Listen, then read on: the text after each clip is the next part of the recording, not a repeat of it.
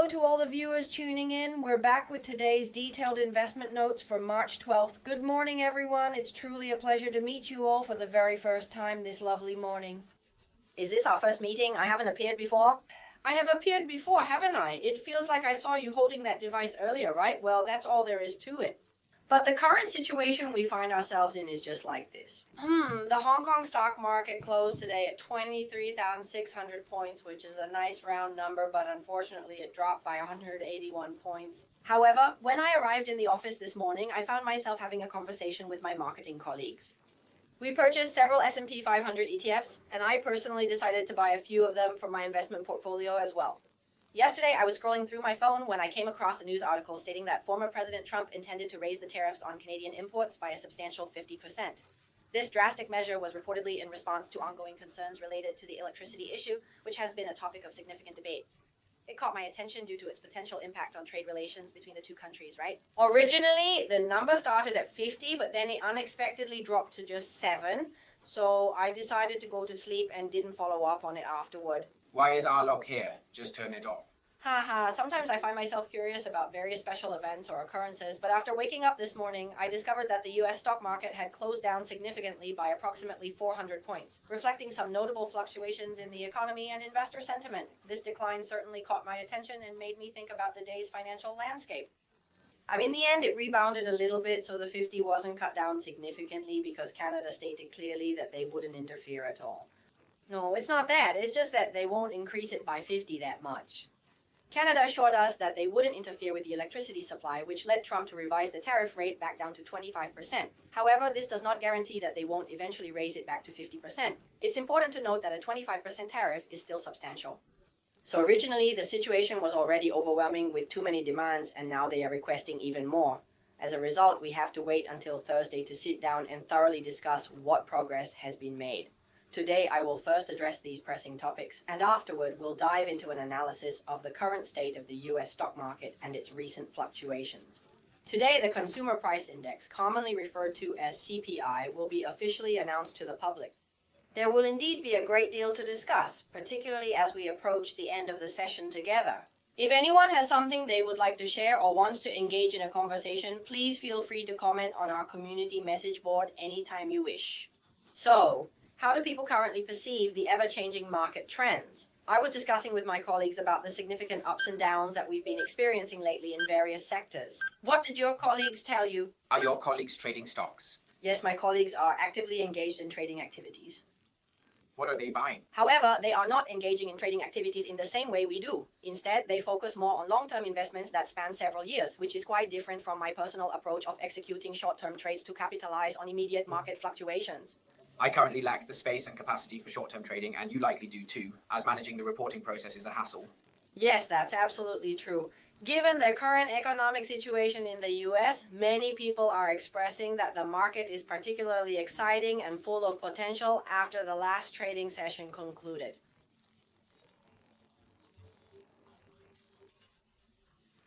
We should look at policies, right? I don't think so. A mature and deeply analyzed market effectively reflects the actions and sentiments of market participants through various technical indicators. If you strictly judge the market solely based on prevailing policies, your overall market assessment and judgment could potentially be more accurate and insightful than what the market is currently indicating or reflecting at this moment. That's right. I don't believe in this. I will continue to closely monitor the key indicators and observe what's happening in the market to stay informed about potential changes. Yes, this is what I want to say. If you look at the S&P 500 or Nasdaq, they have both dropped significantly from their highs, over 10%, which indicates we are entering a correction phase. Simply put, a drop of 10% from a high is defined as a correction. A drop of 20% or more from a recent high is commonly referred to as a bear market. Yes, that's right. These are just some simple academic definitions. But if you look at the actual trends, for example, this chart is for Nasdaq. Both Nasdaq and the S&P 500 indexes are heavily weighted by just a small number of influential stocks. Now you can clearly see that they have both significantly dropped in value.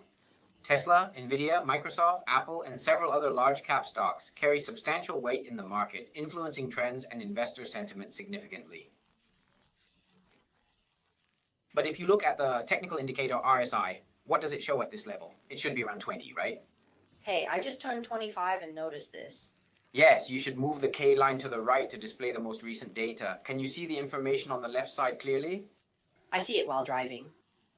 But this situation shouldn't be attributed to the RSI. It definitely shouldn't be the RSI. Oh, isn't this the RSI? No, it's not. This isn't it. 0.80, yeah. What is this then? Is it MACD? No, isn't the MACD chart like this? Hey, just keep talking, and I can determine if this is indeed the RSI. You should place the QS indicator right here, and typically, the chart should display the current value here, here, and here. Since it broke the 30 mark, it is theoretically considered oversold. So if you're oversold, look back to last August when it hit around 30. The index also had some rebounds. Right now, let's not talk about whether it has dropped enough, but the chance of a rebound is getting higher. Also, I need to check the VIX. So we can't be too cautious. The VIX is currently at 30, and historically, whenever it reaches this level, there tends to be some market bounce observed. So now, if you choose to guess again, despite the various tools at your disposal, I believe the risk involved is significantly high. However, turning it around, are you considering purchasing some 3x leveraged ETFs? Ultimately, that decision is up to you. Yes. Even so, I would strongly suggest carefully controlling your stakes.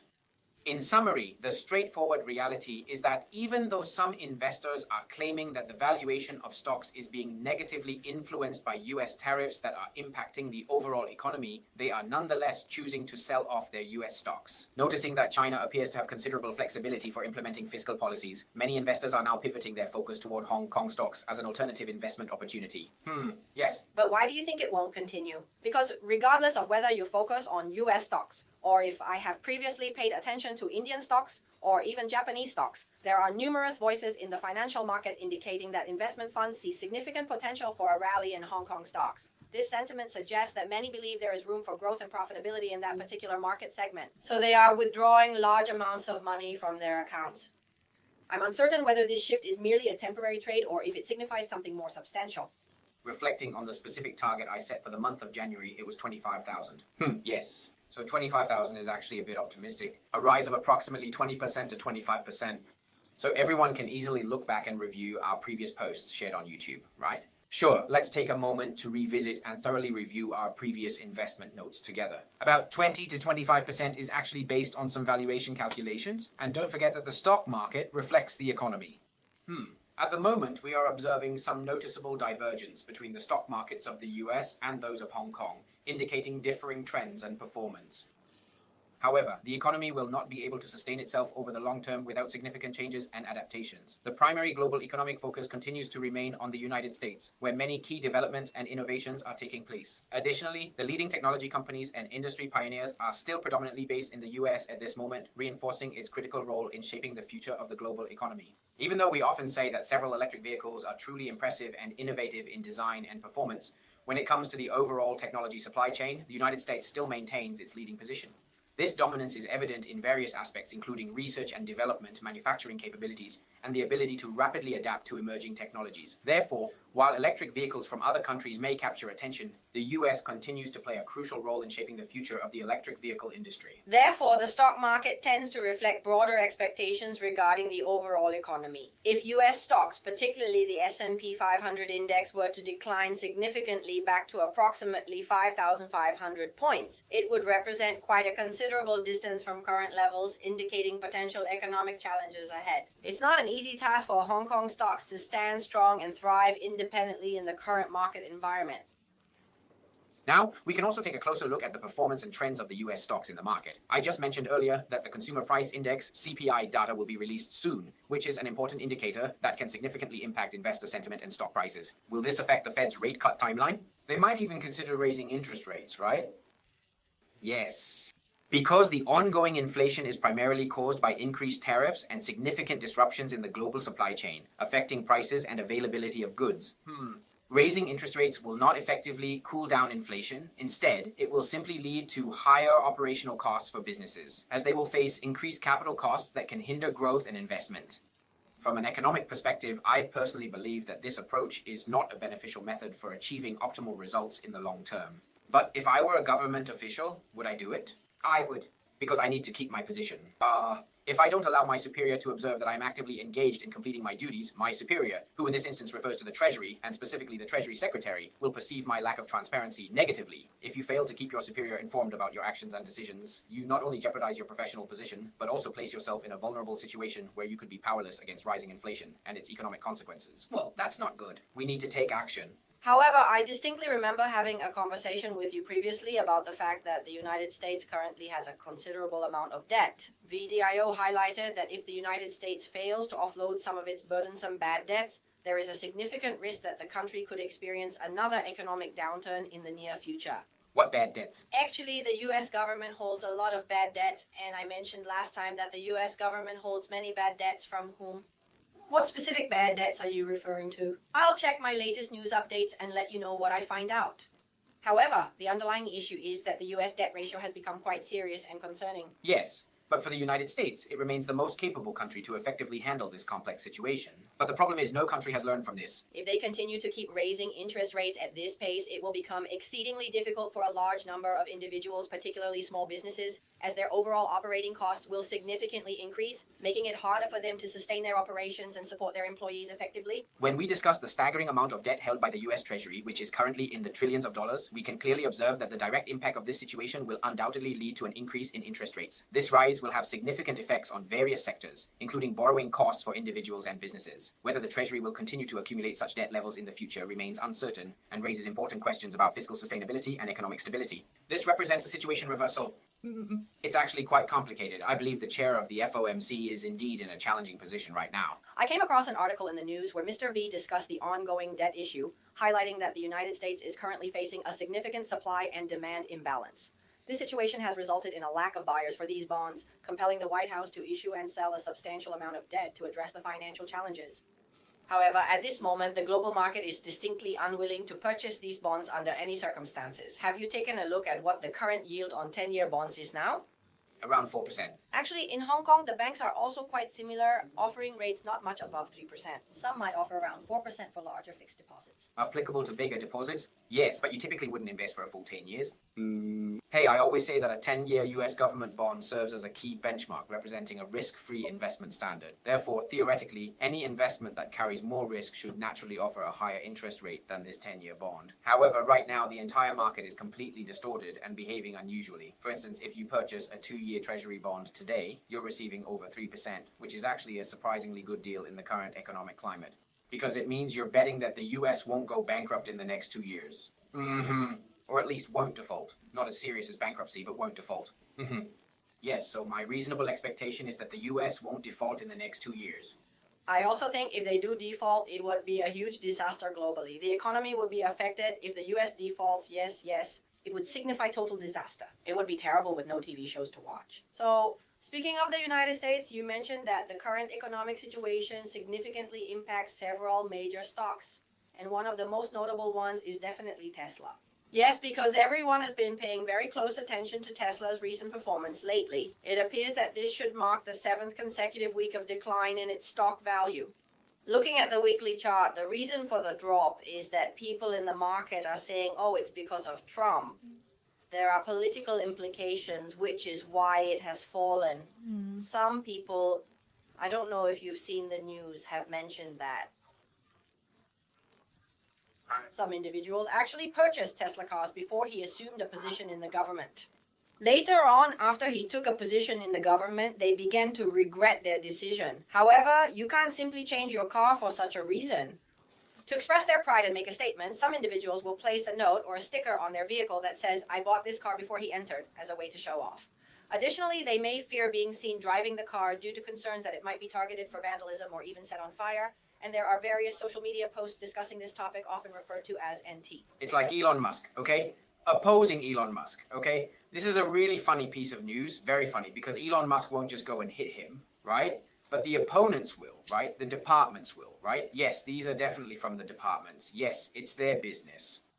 Looking back, the China Automobile Association, an important organization in the automotive industry, mentioned some key points. However, I wonder if it is the same as the City Association that focuses on local automotive matters. It's the City Association. What? The China City Vehicle Association. This is not the Automobile Association. The Automobile Association released some figures yesterday. The organization I referred to is the China City Vehicle Association, not the China Automobile Association. Absolutely. Yes, I also came across this information on the news website. However, regardless of that, when discussing the CPC, it boils down to understanding why Elon Musk's company, specifically Tesla, is currently experiencing a noticeable decline in sales. It's wise to avoid becoming entangled in the complexities of international politics as they can complicate business matters. Because Tesla is now perceived by some as having significant political implications, the company's actions and decisions, as well as its stock price, could experience various short-term impacts influenced by the broader political landscape and public sentiment. But these are just what people are saying. Looking at the actual data, in Germany, sales dropped by 76% year on year to 1,429, while in France it fell by 26% with sales at 2,390. But at the same time, other brands in Europe are rising. Absolutely. Even if you're not currently residing in Europe, it's important to note that in China, both European brands and domestic Chinese brands are experiencing significant growth. To put it simply, other brands are thriving in this competitive market. To clarify further, non-Tesla brands are also on the rise. In summary, if it's not Tesla, other brands are indeed flourishing. Do you think this really has to do with politics? Yes, it definitely does. Is there such a big relationship? Or is it perhaps because Europe continues to maintain its capacity for production? You know, Europeans each have their own unique traditions and methods. Regardless of the specific country, many feel that Europe, as a whole, doesn't truly embrace the American style. Oh, really? Please check if the McDonald's and Sabs located there are currently selling. Which one? Europe. Does Europe sell McDonald's? In fact, Europe tends to avoid discussing branches. They tend to embrace American tastes significantly less than China does, which often adapts more readily to various international influences. Yes, in China, I think the reason Tesla isn't selling well has little to do with politics. It's purely due to declining purchasing power, because Tesla's price is still over 200,000, while in China, there are plenty of electric cars around the 100,000 range. Additionally, their features are all superior to those of Tesla, especially when taking their overall quality into account. I drove a BYD vehicle, but it feels like it operates automatically, almost like it's self-driving, doesn't it? In Hong Kong, the population appears to be around 1 million, yet the 803 dolphin population is also estimated to be only 1 million. However, it is important to note that Hong Kong does not have any of these dolphins. If Hong Kong were to have the dolphin species, it would certainly make a significant difference in the local marine ecosystem. Additionally, the BYD Ocean series of vehicles is considered to be more advanced and innovative than the earlier Dynasty series, showcasing the company's commitment to technological progress and sustainability. The artwork is from the Song Dynasty. What, the Song Dynasty era? Yes, it's indeed from the Song Dynasty. They were aiming for international markets, with Hong Kong symbolizing that market. Yes, BYD's positioning in the international market is the same as in Hong Kong, and the Ocean series is relatively more advanced. So, the Hong Kong Ocean series has 3 models, the Dolphin, the Sea Cannon, and the Sea Lion. Right. And for the Dynasty series, there's only one model, the E-Tour Free. Additionally, there's the E-Series, which is older and made for taxis. That's right. So BYD's diverse product line focuses on this specific market in Hong Kong. In mainland China, BYD is not the only electric vehicle brand available. In Hong Kong, there are several other brands as well, such as Tengxi, but they operate through different dealerships and distributors. In mainland China, there are numerous brands like Fangcheng Leopard. When you mention BYD, you mean BYD, correct? Bands, a special brand of BYD under its sub-brands. Yes. So BYD has its own distinct brands, etc. BYD offers vehicle models priced between 100,000 and 1,000,000. And Tesla has been selling for so many years, and even now, they are only selling 4 or 5 models. Yes, so actually, whatever you sell, it's tiring. After so many years, you're still the sales champion. It's referred to as the honeycomb market, but you're feeling completely exhausted from all the selling you've been doing lately. You must be quite weary of the market dynamics, and when you also consider various political factors that can influence economic conditions, it becomes understandable why your sales might decline. Additionally, there is an ongoing conversation among consumers about the need to downgrade their consumption habits, further impacting your sales performance. The economy isn't that great, so if you're looking at a car worth $200,000, why not try switching to a more affordable domestic electric vehicle? There's also a subsidy, yes, for trade-ins. When discussing rural areas, it's important to mention that they often have simpler and more streamlined registration processes for vehicles. This simplicity is noteworthy, especially considering that when you examine China's overall car market in February of last year, it experienced a significant growth of 26%. And then the sales growth of electric vehicles and commercial vehicles is around 80%. That's precisely the reason why many people are saying this, as they stand to gain significantly from the available trade-in subsidies. However, many individuals still choose not to purchase your Tesla, even with the available trade-in subsidies, or if the price were to decrease. With numerous trade-in options available, Chinese consumers, similar to many consumers worldwide, often prioritize aspects that don't solely contribute to a comprehensive driving experience. Instead, they may concentrate on factors such as technology features, brand reputation, or price, which can overshadow the overall enjoyment of driving. Tesla has always been selling a holistic mobility solution. Yes, this might sound a bit abstract, but simply put, they will not supply you with a refrigerator, and their seats are definitely not plush sofas. Certainly. Here's the expanded version of your text. Yes, indeed, but these products have consistently sold well over the years, primarily because they provide an excellent user experience. This positive user experience doesn't stem solely from having a fridge in the car, but rather from the overall travel experience being safe, reliable, enjoyable, and fun for all passengers involved. That is, Tesla has a better handling feel than its competitors. I really want to know where the fun is. The handling feel is like how you control it, which is similar to comparing Toyota and BMW. Oh, or comparing Toyota and Honda in the same class? Yes, these are certainly things that some experienced drivers will definitely understand. Well, Tesla consistently emphasizes one important thing. So if you're discussing Tesla, it's currently hovering around 420, not quite reaching 421. I apologize for the slight error. It remains at a significant high point with a long needle pattern indicating market movement. Wow, this is indeed a weekly chart, my friend. Absolutely. When I analyze the weekly chart closely, I'm noticing that since January, it has indeed been steadily climbing upward. If you break it down, you've almost managed to bag 1, 12, 3, 4, 5, 6, 7, 8, which is nearly 8 sticks if you count it that way. So I'm saying if you look at it from this perspective, people often wonder, wow, is this really a good time to buy? However, if you consider and involve so many different issues, how do you currently perceive Tesla's stock value? Alternatively, you must place your faith in history. You need to believe that, indeed, there is always a possibility that it ultimately depends entirely on Elon Musk's decisions and actions. Certainly. Here's the expanded version of your text. Of course, the company's electric cars are indeed selling quite well, and the various strategies the company uses to promote its vehicles are effective. However, this isn't something that Elon Musk can accomplish entirely on his own. His influence is undeniably significant in shaping the brand's image and success. Still, this reliance on his persona also transforms into a considerable risk, as it could impact the company if circumstances change unexpectedly. So if you purely look at the stock price, does it have a big potential for explosion? I think its rebound strength will be significant. Yes, this is live. However, if you were to ask me whether I would consider including it in my investment portfolio, I would have to say it's not really my style. The main reason for this is that it represents too much risk concentrated on a single individual. I generally prefer to avoid stocks that concentrate risk on just one person, as it can lead to significant volatility and potential losses. Diversification is key in my investment strategy to mitigate such risks. You see, I consistently share insights about the specific stocks I choose to invest in, such as Alphabet and Amazon, as these companies tend to have significantly less reliance on individual consumer behavior compared to others, making them more stable choices for investors like myself. Even with NVDA, although you often see the prominent figure of Jensen Huang making public appearances, it's important to note that the company is not solely reliant on him for its success, to be honest. Yeah. Hey, speaking of that topic, I might as well mention another interesting car before I fly to Naphilia, since you just brought up the fascinating place Naphilia.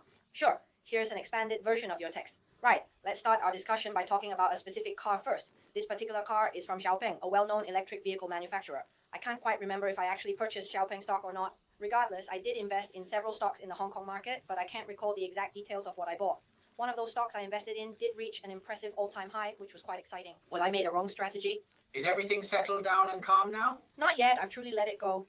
I feel so discouraged that I've completely given up on it. Who knew it would just circle back? Even if it does, it doesn't help me. Because its highest point reached 217, but now it has unfortunately dropped back down to 95. I wanted to highlight this because the stock has impressively transformed from a value of 30 to now being classified as a red stock, which is quite significant. Additionally, given its recent surge in value, I'm curious to know if it manages to outperform BYD in terms of growth and market performance. We can take a look. It shouldn't be as large as BYD since BYD appears to be more robust. However, BYD is primarily focused on selling a wide range of electric cars, while Xiaopeng is not only emphasizing storytelling but also exploring innovations in the aviation sector with some aircraft projects. All right, that's true. I'd love to hear your detailed thoughts and opinions on Xiaopeng if you don't mind sharing. Some financial analysts suggest that Xiaopeng's rapid rise in the market could be quite significant, predicting that by August 27, 2024, the stock price may reach approximately 29. Following the launch of a new car model, it is anticipated that the vehicle could be priced around $119,000, strategically targeting the competitive electric vehicle market segment priced under $200,000. So, it's definitely better than Xiaomi. Why does Xiaomi even exist? You're a small penguin, place it up there. But it's not that substantial overall. The smaller models definitely aren't as appealing in comparison, but from a female perspective, Xiaomi does seem a bit cuter, wouldn't you agree? That's the feeling we have, but let's take a moment to look back at the timeline because, hey, it's been a significant 24 years, and I just mentioned August 27, marking a pivotal moment when we consider it a low point, around 30,000 units sold. After this new car model is released, we anticipate that sales will gradually rise back up, restoring interest.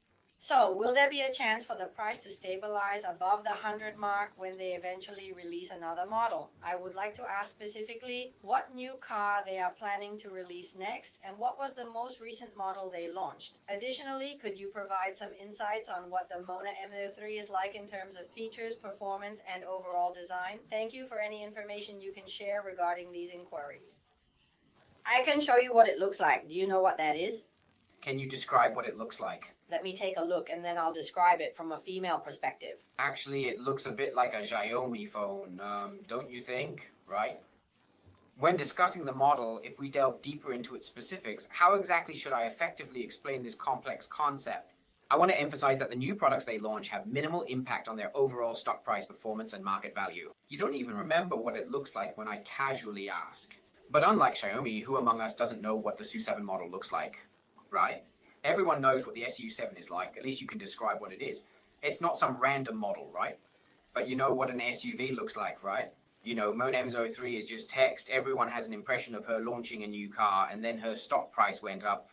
Actually, I feel that Xiaopeng's rise in the electric vehicle market is somewhat similar to Alibaba's business model, where investors and analysts have been actively speculating on how many cars the company sells each month, reflecting both companies' strategies and the market's intrigue surrounding their growth potential. However, when companies incorporate advanced factors such as autonomous driving technology, flying vehicles, and sophisticated robots, their overall valuation significantly changes. This strategy directly drives them to consistently outperform the entire industry. So, are they outperforming the industry? Yes, they are significantly outperforming other emerging competitors in the market, and that is the primary reason for their success. The second reason is that their financial cash strength is notably better than that of the other two contenders. Because they formed a partnership with Fujitsu, correct? Fujitsu should have turned the tables and made them their own partner instead. Why did they reverse it? Why was Fujitsu interested in finding them, and what motivated their investment in them? In reality, the sales pressure they face in the Chinese market is immense and significantly impacts their operations. It's important to remember that Fujitsu at one time held the prestigious title of being the world's largest automotive group, showcasing its previous dominance in the industry. They were groundbreaking pioneers in China, making significant contributions long before the country's reform and opening up began. They essentially dominated and synchronized their efforts with China's remarkable economic development, but when it came to the advancement of electric vehicles, they were entirely missing from the scene. This absence in the rapidly evolving electric vehicle market highlights a significant gap in their strategic planning and execution. You might not even remember their electric vehicle models, right? They couldn't become a topic of conversation or a dream for anyone. So how could their management team not feel the immense pressure? They realized that they must quickly catch up to the competition in order to survive in the market. So what strategic moves do they make? They have to consider purchasing innovative solutions and products from others, right? This approach seems essential to regain their standing and appeal in the industry landscape, where they desperately need to re-establish their relevance and attract new customers. Haha, so he invested in Xiaohan. What you mentioned is indeed correct. This indicates that he still does not hold any position on the board. Yes, it's just a nominal position. It's called an observer, if I remember correctly. However, I believe the main issue with Fu Xiao lies in his overall appearance. It appears to be the same tired and unchanging look, resembling a large turtle, which comes off as quite stiff and rigid, lacking any sense of dynamism or warmth that one might hope to see in a more engaging personality. Currently, the prevailing trend in the automotive industry is modularization, where all vehicles are required to exhibit a unified design language and a consistent family resemblance, irrespective of the specific model. This approach aims to enhance brand identity and streamline production processes. But that's not the case. Fox released a model called Swakel for a while, remember? Yes, I thought it looked quite unique at that time. By the way, do you know what the prototype of Swakel is? No idea. Swakel is inspired by a detailed sketch of the original TT model. What is the TT? The first generation TT was drawn by a designer, but I can't remember their name. The designer submitted the car, but management questioned its production feasibility. Yes, they made modifications to it, and then Fuji ultimately removed it. Really? Absolutely, that's precisely why the swag appears so distinct. Yes, the entire model is indeed quite different from others on the market. The cool skin features a unique and eye-catching design, which is distinctly different from the Fox's framework, which merely lacks the two back doors. Yes, it's truly a marked departure from the typical swag. Swag truly makes me eager to showcase how it looks, but I've unfortunately forgotten exactly what the swag feels like. To begin, you type the letter V first, followed by SC, and then type V once more, and SC will appear instantly. But the problem is this. The main issue is that the product has already been discontinued and is no longer available. Because it specifically relates to the discontinued models. Also, the TT has been discontinued, and there have been 3 generations. However, I believe that the newer TT models aren't quite as cute or appealing as the older versions. The classic designs were perhaps more charming and endearing. This is the 3rd generation. The previous models featured round lights that gave them an adorable appearance, but now they possess a slightly more aggressive look. I know a few local car enthusiasts, particularly the seniors in our community, who still have a deep appreciation for the 1st generation Audi TT, which was produced during the early 2000s, correct? They admire its design and nostalgic charm. 1st generation indeed. Is it V1? Can this be done this way? I don't have it, but you need to type in ODTT Audi, then TT, followed by MK1, and finally MK1 again. That's all there is to it. Yes, back in the day, these models had a slightly rounder and chubbier appearance, which made them look cuter and more stylish. It's amusing to think that no one ever imagined that such swag could actually have familial ties or connections. I wouldn't have known if you hadn't said it. Yeah, but unfortunately production has already stopped, so if you want to buy, you have to get a second-hand car. Hey, but there isn't any, so if we talk about it, hey, if we raise Xiaopeng, its current stock price is really nice, and I just saw that it has broken the resistance level. Hey, 9 and 7, we can definitely keep a close eye on it slowly, right? I think so. Yeah, that is the new forces because the previous funds seem to have stayed in the 3 schools. In the country, there is a lack of understanding, and it's best to keep things as they are. So they would be my first choice. Are you talking about the 3 fools? Yeah, they are one of them, one of the fools. Hey, I think they are better than BYD. Why is that? Hey, because when compared to us, if you consistently come in first place in exams, then people naturally expect you to continue achieving that, right? Yeah. So originally, this guy went out to smoke, drink, curse, and didn't study, and then suddenly came back to study and got the 10th place, and everyone thinks he's really smart, very impressive, and there's a lot of room for improvement. Yeah, a lot of room for improvement. Okay, just a moment ago, we discussed this particular car, and you brought up the name Jensen Huang, correct? Why did I suddenly mention Jensen Huang? Because today it seems quite fresh and relevant. Let's talk about Intel, specifically its stock symbol INTC. Here it is, presenting Intel and its latest developments. Intel previously announced plans to split its operations, specifically focusing on the chip foundry sector of its business. Given the recent developments regarding the division of the chip foundry business, there are now emerging reports indicating that TSMC, along with major industry players NVIDIA, AMD, and Broadcom, collectively regarded as the 4 foremost leaders in the semiconductor sector, have convened to engage in discussions about the implications of this split. Then they will proceed to establish a joint venture specifically aimed at investing in Intel's chip foundry business, which is a significant player in the semiconductor industry. One might think, wow, this seems to have a lot of momentum behind it, indicating strong interest and commitment. However, it also underscores the concerning fact that some chip production capacity is currently unable to adequately meet the growing market demand for semiconductors, highlighting ongoing supply chain challenges in the tech sector. However, once this significant news came out to the public, their pre-market stock price surged impressively by 7%.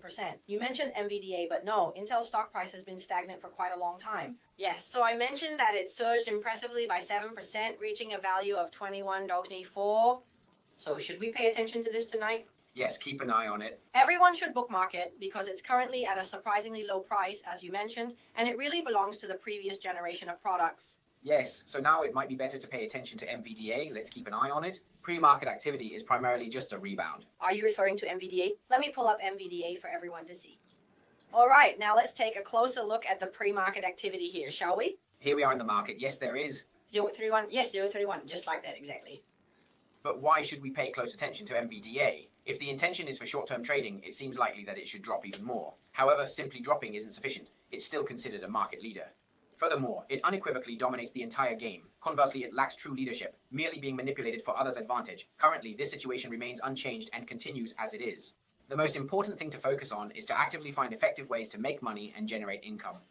So the next scenario involves an individual who is in their prime, approximately around the age of 40, and has successfully accumulated enough wealth to comfortably get by. At this stage in life, they might be exploring opportunities in the real estate market, actively selling properties as a means to generate some additional cash flow. This could provide them with more financial freedom and possibly allow for further investment or personal enjoyment. Which side will you choose to place your bet on? I would definitely opt to bet on the younger, more energetic individuals. It seems like there are significantly more opportunities available. It's not solely about dominating the game rules, as that is the most crucial aspect to consider. Everyone involved can certainly pay attention to that element. However, tonight I should emphasize focusing more on intel, as this information will be vital. After all, it's a risky gamble that requires careful thought and strategy. Balancing the understanding of the rules alongside the analysis of intelligence will be key to navigating the challenges ahead and making informed decisions throughout the game. The latest news about Intel has just been released, and it has surged by an impressive 7% in the pre-market trading hours. Additionally, I would like to take a moment to discuss a particular stock as we return our focus to Hong Kong stocks. This stock is number 293, Cathay Pacific, which announced its earnings report at noon today, providing valuable financial insights. Yes, they successfully reported their earnings and closed the trading day at 10.9. So, regarding their earnings, I'm not entirely sure how you perceive it. They mentioned that their annual profit experienced a modest increase of 1%, bringing it to a total of 9.9 billion. And they also announced that they will distribute an interim dividend of 1.4 to shareholders, which reflects their commitment to returning value to their investors. What can you tell me about the annual performance results? The earnings per share stands at 6.9 cents, is that correct? Hey, a year-on-year growth of 60%. Second interim dividend. It's the second interim dividend, correct? Yes. Considering their performance metrics, their revenue has impressively grown by 10%, reaching an impressive total of 104.3 billion. So if you state that the profit has increased by 1%, that would indeed amount to 9.8 billion, correct? Actually, it's significantly better than what the market had anticipated. Yes. The airport tax doesn't seem to matter much to them. It's related to the government, not to you. Right, I'm telling you, you'll definitely pay more, and it hasn't been added yet. It's not in effect now. In August? It's just a few extra bucks, right? It's still money, right? Speaking of a few bucks, don't copy me saying a few bucks. Ha ha ha. It really is just a few bucks. It's not quite like that. Following the initial concerns, it reflects that during the pandemic, many people worried that the airline 1293 might accumulate a significant amount of bad debts, and as a result, planes were forced to park at other airports, which led to substantial financial burdens. In response, the government provided them with financial assistance, ultimately contributing to the current debt crisis that we are witnessing today. That's all sorted out now, and as I reflect on the past, I realize that 293 truly had its glorious moments, achieving remarkable heights and reaching an impressive total of over 17. I'm referring specifically to the fiscal year of 2015. Even amidst the challenges of the pandemic in 2019, the numbers remained above 12, yet the overall levels do not appear to be that high now. Why is that? Can we say it like this? It's like buying to collect interest. How can you buy it for interest? It's akin to patiently waiting for it to gradually lose interest, right? Without you, everything feels consistently unstable. You wouldn't purchase it just to collect interest over time, but you would bet on it rebounding from the bottom and gradually improving. Now it's phase 2.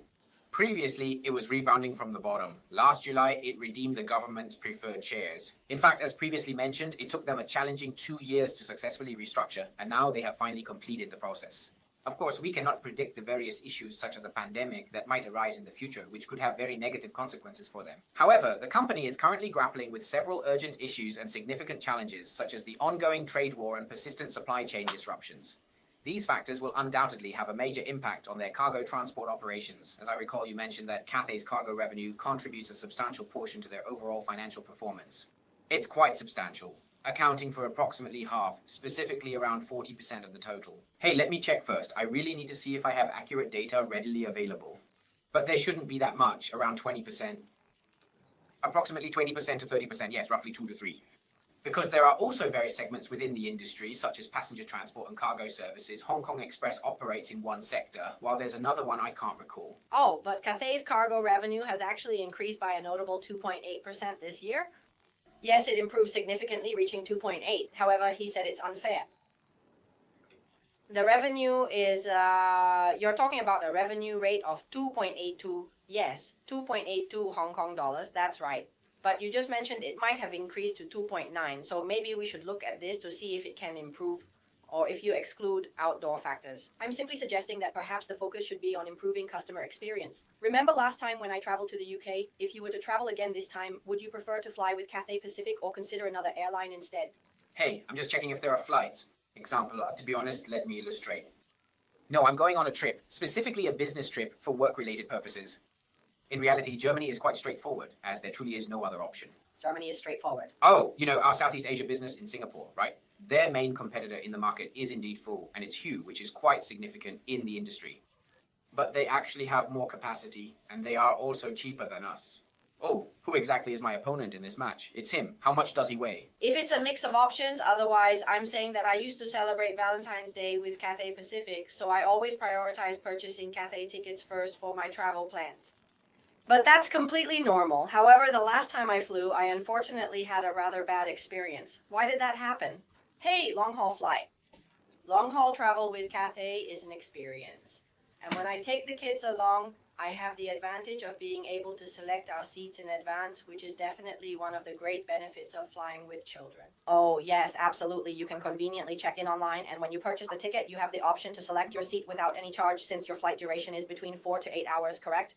Just to clarify, can we choose our seats freely, or do we need to pay for that option? You just have to pay, yes, but we don't have to pay. The problem is if they cancel the flight or change the flight, they won't tell you. They won't tell you if they cancel the flight. If you switch to a different flight number, your originally selected seat becomes invalid. I'm referring to Cathay here. It's quite ridiculous. What more can I say about this situation? Because, it's truly best for your kids to sit in the front row where they can comfortably stretch their legs and not disturb other passengers. However, in the end, they ultimately decided to give me a seat in the second row.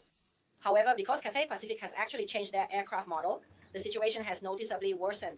In the past, if you were seated toward the back of the cabin, you could still enjoy some space to eat comfortably or sit close together with your companions. Now, however, the seats are so narrow and cramped that it feels ridiculous and uncomfortable for passengers, diminishing the overall travel experience significantly.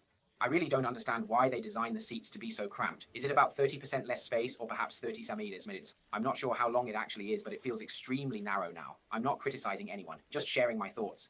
Deciding whether to voice a complaint or not, especially when it feels like everyone is trapped in a prison, is truly disheartening. You might as well be like Coney Express, where customer complaints aren't accepted. It's strict and demanding, yes, but they do offer a reasonably comfortable angle for reclining. Cathay should take notes from their practices. If Cathay doesn't adjust its approach, their position becomes entirely unreasonable and difficult to justify. Driving is much like that, isn't it? It can be even more challenging than racing. I believe racing at least offers two distinct aspects to appreciate. There are indeed two elements to connect with, right? Yet, you constantly have to navigate these challenges. Perhaps it's my height that complicates things. I can only lean against the edge of the seat. No worries, though. Just grab a cushion for added comfort. You can just raise yourself up, right? Yes, this can help you avoid falling, haha. This is one particular aspect that I truly dislike about Cathay Pacific Airlines. Honestly, it's truly a significant mistake, really. Everyone is aware of it, and they all recognize that they really messed it up. If you have a foundation, it can explode. They messed it up, and it can still explode. But the exploded second class can't support a whole fleet, as we all know, so they have to rely on first class and business to support it. Premium economy is actually limited. Since the numbers involved are quite small, generally only around 10 or 20, the overall cost is not significantly higher. It may only be about double or possibly 70% to twice the original price, but in reality, it's really not that much more expensive. When you decide to travel with Cathay Pacific in either business or first class, you'll find that the competition among airlines is incredibly fierce and intense. Absolutely, that's the true competition in our market, where customer loyalty plays a crucial role. This is important because we are indeed quite sensitive to pricing changes. If Singapore Airlines is cheaper, I will fly with Singapore Airlines. If GL is cheaper, I will fly with GL. It doesn't matter much to me, but I look at the time. Also, of course, I consider how noisy it is, so I will definitely prioritize Cathay Pacific first because of the noise and service. I don't particularly enjoy flying JL either, as JL tends to be significantly more expensive compared to ANA, but I must admit that it is quite comfortable, isn't it? While I find that flying with ANA can be quite pleasant, I also appreciate the comfort offered by other airlines. On the other hand, I would definitely choose to fly with Sarah Lines for their excellent service. When it comes to Asia miles, my preference is to exclusively fly with Cathay Pacific for their reliability. But even if you have a really annoying situation with Asia Miles, I wanted to change my flight recently. In the past, I could change my flight to a year later, but now it's not possible. Now it's all locked, and you have to be tight to change. Long-haul flights are easier to change, but short-haul flights really aren't. Just like Japan or Thailand, where shopping can be quite challenging, it can be difficult to navigate the purchasing process. In contrast, long-haul flights are typically easier to manage and are more suitable for extended travel adventures. Using HML and SQ, right?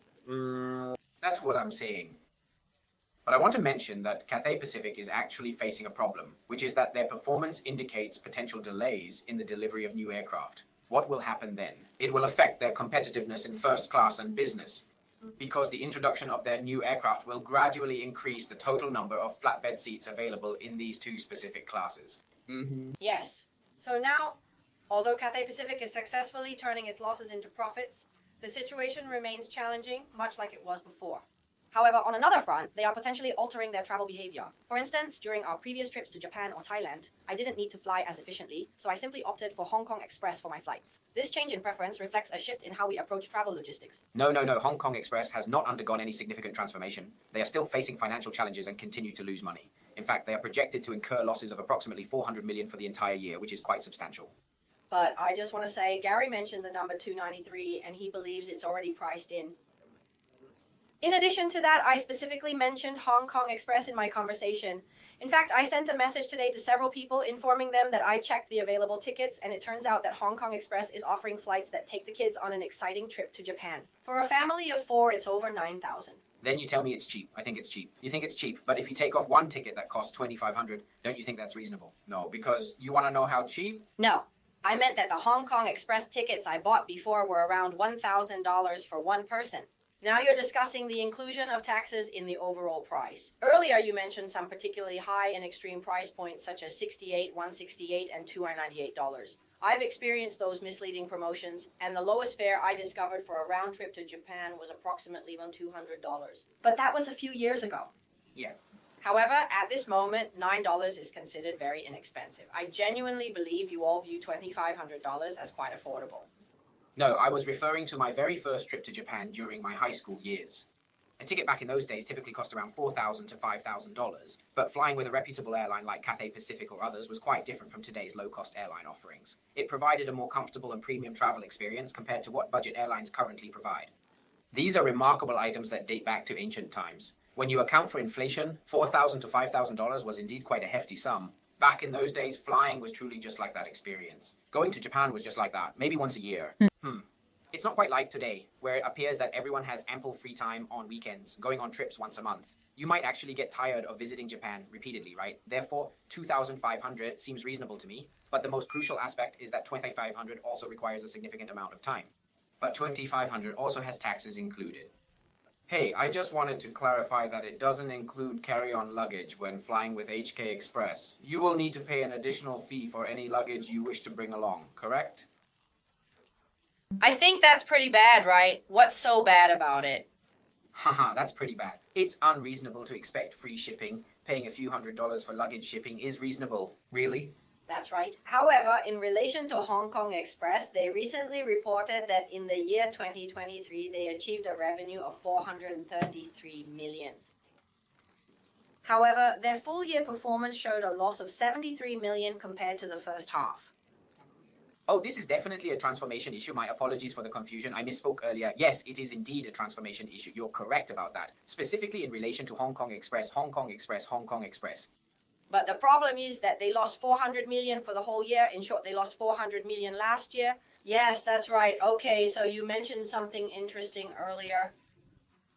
Do you genuinely believe that a ticket priced at $2,500 is considered inexpensive? What are the methods they employ to generate profit? The most concerning aspect is that their latest performance report indicates that the current ticket prices are beginning to stabilize and normalize after previously fluctuating. This raises questions about the sustainability of their pricing strategy and the overall demand for such high-priced tickets in the current market. They mean that ticket prices have now returned to a more reasonable and affordable level, which indicates that they are currently facing a competitive environment where strong rivals are present, making it quite challenging to raise prices further without risking a loss of customers. It seems that there is absolutely no opportunity for expansion. They are completely booked solid, with every single flight at full capacity. Even in the face of criticism, a significant number of people still remain unaware of the underlying reasons for this situation. Yes, it might be said that their seats are indeed narrow, but they are not excessively narrow, and passengers are still fitting them without issue. However, there might be additional extra charges for luggage that travelers should be aware of before booking their tickets. I actually find Cathay Pacific's seats narrow. I can tolerate Hong Kong Express's narrowness. I can manage to tolerate it since I pay for it, but I truly cannot endure the limited scope of customer service. But you still sit in premium. No PMI exists. There's a distinction. You meant Hong Kong Express. Yes. Yes. And even if I take C6, it doesn't mean I have to sit PMI. Okay, yes. No, not really. When visiting Japan, choose Hong Kong Express. Yes, it's inexpensive and quick, but you won't receive a meal served on the plane during the flight.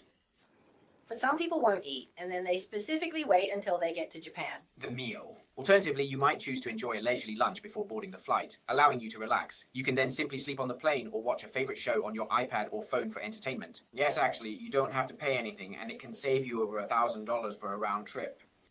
You say your Cathay Pacific airline ticket to Japan is at least $3,000, correct? Yes, even the most affordable option exceeds $3,000. Yes, I also took a moment to check, and it's approximately 13,000. Is your family here? We meet as a family 3 or 4 times, so it's quite expensive for me. I don't know when I can take them on a trip. It feels so pitiful. Just take them to Shenzhen first, haha. Going to Shenzhen again? It's not that bad. Zhuhai is fine too, right? Oh yes, I just want to mention something. The issue also connects to the specific aircraft models operated by the airline, because if you examine the situation with Hong Kong Express, they clearly explained why they incurred financial losses. The primary reason for their losses is that several of their aircraft experienced significant maintenance issues, which ultimately led to grounding those planes and adversely affected their flight schedules and overall operational efficiency. This situation underscores the critical importance of reliable aircraft maintenance in the airline industry. This situation indicates that they were unable to generate any revenue at all. Recently, there was a news report discussing the frequent changes in aircraft models, which is a common occurrence in the aviation industry. This is particularly true for Dawan Hong Kong, as they regularly update their fleet to enhance efficiency and performance. Recently, there have been various news reports about the GBA. This particular situation clearly illustrates the reasons why we are engaging in extensive discussions about airlines at this time. Has Cathay Pacific already passed through the worst of its challenges? I think so. However, I noticed that Gary mentioned that Cathay appears to have accounted for the associated risks in their pricing. While I agree with him on that point, my perspective on the matter is somewhat different. The discussion centers around the various risks that airlines currently face, which they have not yet addressed or dispatched. I believe these risks are twofold and can significantly impact their operations. Whether we consider Airbus or Boeing as key players in the industry, the main concern lies with the specific issues related to Airbus Express, which warrants close examination and attention. Well, actually, the significant issues Boeing faced in the past were primarily related to Boeing itself. Yes, it is important to note that these two significant risks cannot be completely eliminated. Your overall profits are significantly influenced by the specific aircraft models you operate and any maintenance issues that may arise over time. For airlines, nothing is more crucial than ensuring passenger safety. You simply cannot compromise for profit. If the provided instructions do not align with the user manual, you are required to safely ground the aircraft immediately for safety reasons. That's right. So that's one risk, and the second is fuel prices. Hey, just to let you know, fuel prices are currently very low, hovering around $60-something per barrel. Last year also saw relatively low prices, so it's worth checking the details, especially if you look at the performance of Cathay Pacific. They engaged in some hedging strategies to mitigate risk, but they still ultimately lost money, as expected, of course. This particular situation is also quite difficult to predict accurately and is considered a significant variable in the overall analysis. So, if you were to ask me whether the bottom of the market has been reached and if we can consider buying in, can we gradually observe significant improvement over time? Yes, indeed. But it is essential that you manage your investment positions carefully and strategically. This is especially important unless you genuinely have a strong preference for investing in airline stocks specifically. Hey, do you have a strong preference for sweet and sour pork? Yes, definitely. Yes. Seeing the picture isn't particularly appetizing, and after waiting so long, just a small bite costs around $10. During the pandemic, it used to be about $10, but now it has decreased to around $7 or $8. During the pandemic, I recall it was about $5 or $6. In the year 2021, prior to that, specifically in 2019, and even during the challenging year of 2020, when the economy was at its lowest point, countless individuals were entering and exiting Guangfu. During this difficult time, many people struggled to envision a brighter future due to the overwhelming economic issues affecting their lives. Everyone didn't know when they could go to Japan. Yes, but now everyone is just rushing to travel. Is that so? Not everyone is booked yet. This year is problematic due to earthquake discussions. Yes, everyone says not to go. Wait until next year. Yes, I just don't have the time to go. Haha, well, our program time is almost up. Next week, I forgot. Is it next week? Yes, next week we have a mysterious guest coming.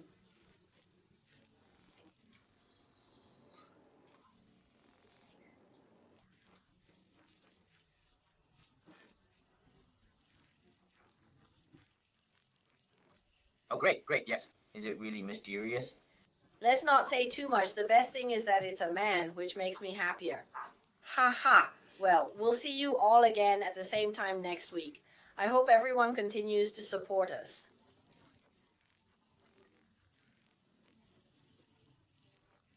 Thank you all so much. Goodbye.